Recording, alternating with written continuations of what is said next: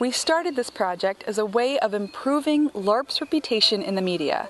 It's a hobby that's often misunderstood, and we felt that if we could produce a show from the LARPer's point of view, people may begin to see the value in it. We're not just geeks dressed up in costumes pretending to be fictional characters. We are courageous, enthusiastic, and extremely creative people, just having a good time doing what we love. My name's Liz Stong, and I am a LARPer.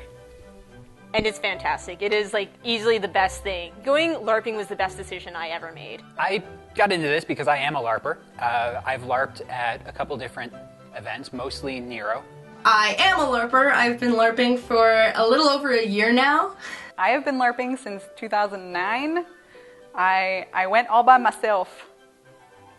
I was terrified, but also it was amazing, and I haven't stopped going since.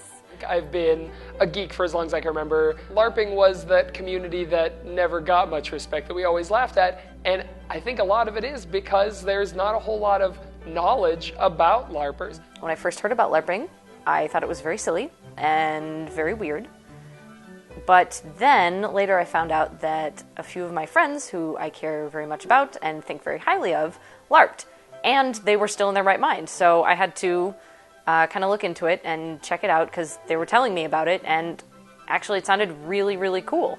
When my friend dragged me to a LARPing event, at first, of course, I was reticent, but when I got there, I had so much fun. LARP is ridiculous, but wonderful. You get to interact with people, you get to sort of test out your acting skills, you create a character, and then you become that character. Just a completely different experience than I'd ever had before, and was honestly a lot of fun. But I think to a lot of people, LARP means, it could mean therapy. It's something that is important and helps them to be better people and to be happier people. I love the excitement and not knowing exactly what's going to happen.